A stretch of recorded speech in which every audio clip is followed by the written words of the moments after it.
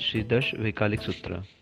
दश वैकालिक सूत्र मा मुनि मार्ग अधिकार,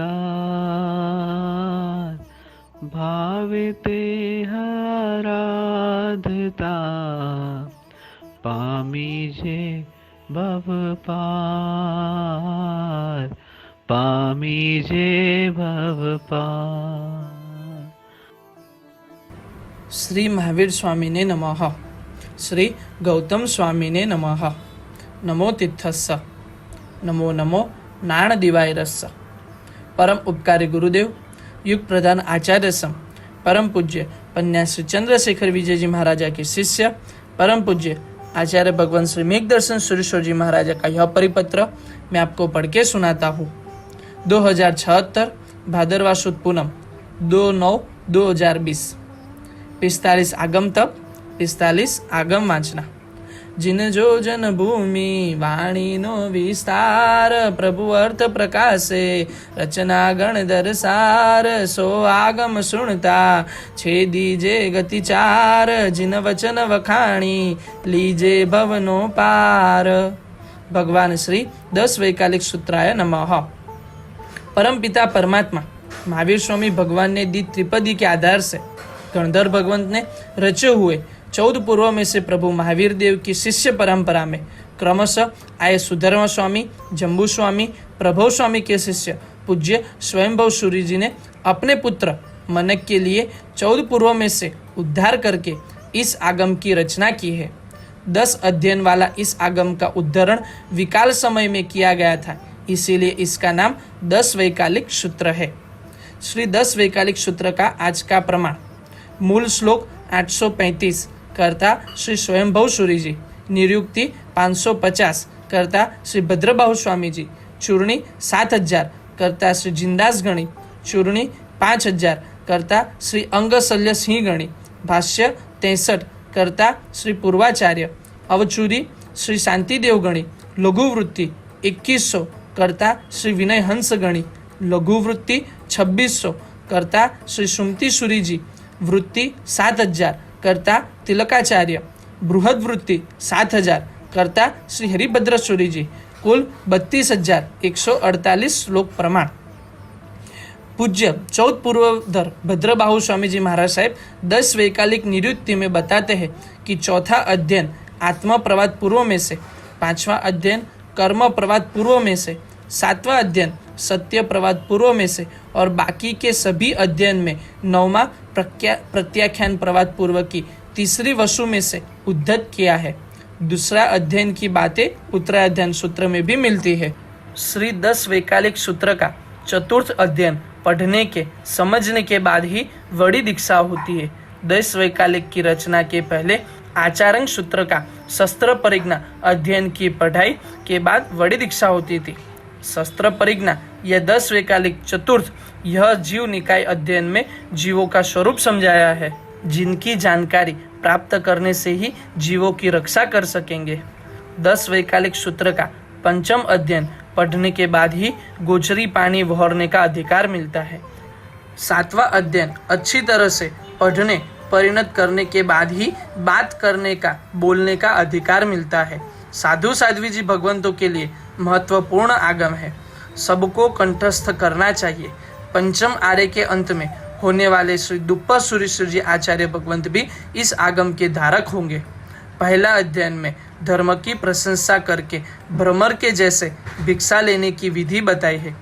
दूसरे अध्ययन में धैर्य धारण करने की, कर्म के उदय से मोह की उत्पत्ति हो तो रहनमी की तरह वापस धर्म में स्थिर होने की प्रेरणा की है। तीसरे अध्ययन में स्थूल आचार बताए हैं, 52 अनाचीर्ण चीज की बात की है। चौथे अध्ययन में 5 महाव्रत, रात्रि भोजन, विरमण व्रत का वर्णन करके जीवों का स्वरूप बताकर जीवों की रक्षा करने की प्रेरणा की है। 5वें अध्ययन में गोचरी के दोष, निर्दोष आहार की पद्धति, गोचरी वापरने की पद्धति बताई है। 6ठे अध्ययन में आचारों की विस्तारों से बात बताई है। 7वें अध्ययन में क्या बोलना क्या न बोलना वो समझाया है। 8वें अध्ययन में क्रोधादि निग्रह, 5 इंद्रिय कंट्रोल, पात्र पति लेखना इत्यादि आचार का वर्णन है। 9वें विनय समाधि अध्ययन के 4 उद्देश्य में विनय की महत्ता समझाकर गुरु का उत्कृष्ट विनय करने की, कभी भी आसाधना न करने की बार बार प्रेरणा की गई है। गुरु की आसाधना करने वाले का कभी भी मोक्ष होता नहीं, ऐसा बताया है। 10वें अध्ययन में सच्चे साधु का वर्णन किया है। सिमंदर स्वामी के पास से यक्षा साध्वी जी द्वारा आई हुई पहला रति वाक्य चूला में साधु को संयम में स्थिर करने के लिए हेतु युक्ति दी गई है, तो दूसरे विविध चर्या चूलिका में आत्मा और शरीर का भेद बताकर आत्मदृष्टि पैदा कर संयम की आराधना करने की प्रेरणा दी गई है। जीवन उपयोगी कुछ अंश है। दूसरों को त्रास कभी भी देना नहीं। अहिंसा, संयम और तप स्वरूप धर्म श्रेष्ठ मंगल है। जिसका मन सदा धर्म में लीन है, देव भी उनको नमस्कार करते हैं। जो चीज मिलती ही नहीं उसका त्यागी त्यागी नहीं है। चीज मिली है, स्वाधीन है, तो भी त्याग करता है, वो ही सच्चा त्यागी है। रागी दुखी होता है, वैरागी सुखी बनता है। राग का त्याग करे, वैराग्य को धारण करे। सुकुमारता, अनुकूलता, सगवड़ का त्याग करना, आतापना, कष्ट, प्रतिकूलता का स्वीकार करना। पाप करने वाला पापी नहीं है, पाप करने के बाद उसको छुपाने वाला ही पापी है। पाप को छुपाना नहीं, आलोचना करके प्रायश्चित वहन करना। प्रायश्चित करने वाला पापी नहीं, पुरुषोत्तम है। वंदना कीजिए। राजकथा, भक्त कथा, देश कथा, स्त्री कथा, विकथा है न करनी। श्रृंगार सबर काम को प्रदीप्त करने वाली, कुतूहल पैदा करने वाली बिन जरूरी कथा बातें न करनी। 5 आश्रव का त्याग करना, 3 गुप्ती से गुप्त, 6 जीव निकाय में संयत, 5 इंद्रियों का निग्रह करने वाला धीर और रुजुदर्शी बनना है। जैना पूर्वक सभी प्रवृत्ति करनी है। सभी जीव को आत्मतुल्य मानना है। ज्ञान प्रथम है, दया बाद में है। जिसके पास जीव अजीव का ज्ञान नहीं है, वो दया का पालन कैसे करेगा।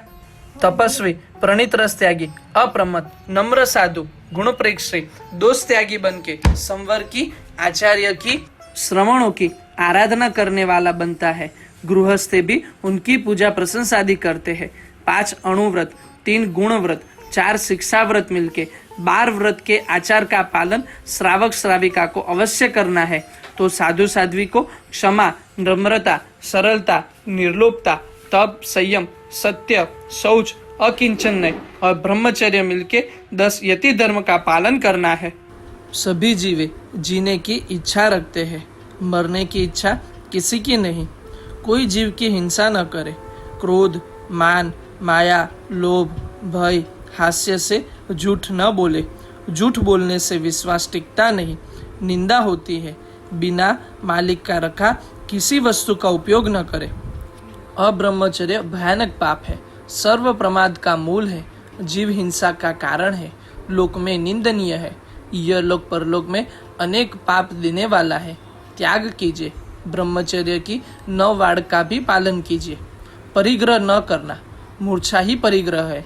बिन जरूरी चीज का संग्रह न करे, जरूरी चीज बिना ममत्व उपयोग में ले।